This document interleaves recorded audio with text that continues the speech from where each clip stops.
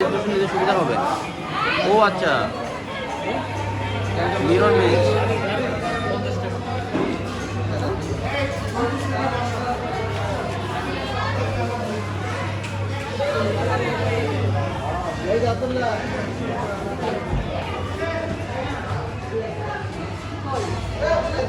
এটি হচ্ছে মিরর মেজ। এটা দেখে ওনাকে জিজ্ঞেস করি। আচ্ছা কি ভাই, আমি আসলে বুঝি নাই এখনো, বুঝি নাই আসলে কি বলেন। এলো গোলক দাদা আয়নাগর যাকে বলে। আচ্ছা আচ্ছা, আয়নাগর এখানে এক পদ্ধতি ঢুকবেন, আরেক পদ্ধতি খুঁজে খুঁজে বের আরেক পদ্ধতি আসবেন। আচ্ছা ওই যে চার্লি চ্যাপলিনের যে ভিডিও দেখছিলাম যে ইয়ে ঘরের মধ্যে ঢুকে খুঁজে পায় না, রাস্তা খুঁজে পায় না। ও আচ্ছা আচ্ছা, এইটা না ইন্ডিয়ান একটা ফিল্ম দেখেন নাই ওই চার্লি চ্যাপলিনের? সালমান খান। ও আচ্ছা আচ্ছা, 50 টাকা এন্ট্রি ফি না?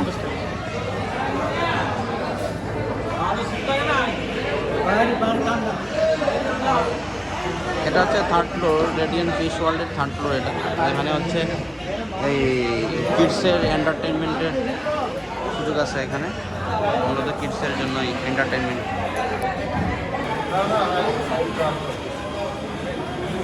So guys, dear viewers, so অবশেষে সেই আয়নাঘরের দেখা পেলাম। তো এই আয়নাঘরে প্রবেশ করতে হলে আপনাকে 50 টাকা দিয়ে টিকিট করতে হবে।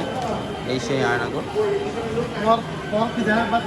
আয়নাঘরে প্রবেশ করতে হলে আপনাকে 50 টাকার টিকিট করতে হবে।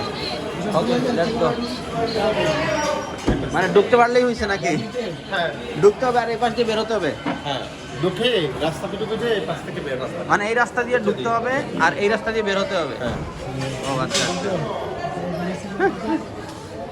মাথা ঘুরতেছে মনে হচ্ছে।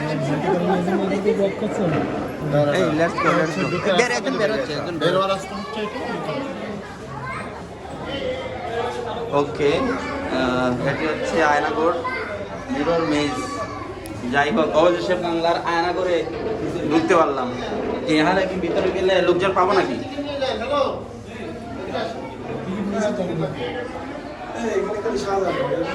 রাস্তা দেবো, ঘাস কাটা রাস্তা। এই যে এটা বোঝা যাবে তো, এই যে না বোঝার কোনো কারণ নাই। এই যে রাস্তা তো বোঝাই যাচ্ছে, নিচের দিকে উপরে দিয়ে তাকালে কিন্তু রাস্তা বোঝা যাবে না, মানে নিচের দিকে তাকাতে হবে। নিচের দিকে তাকালে রাস্তা বোঝা যাবে।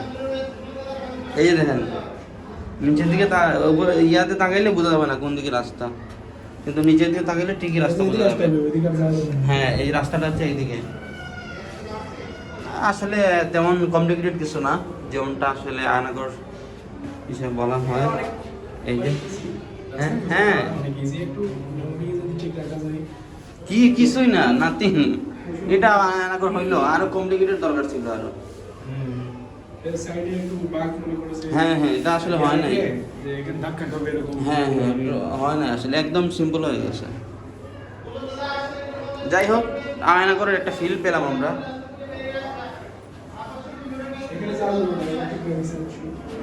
আচ্ছা, এখানে কি এটাই শেষ? এটা এখানে শেষ?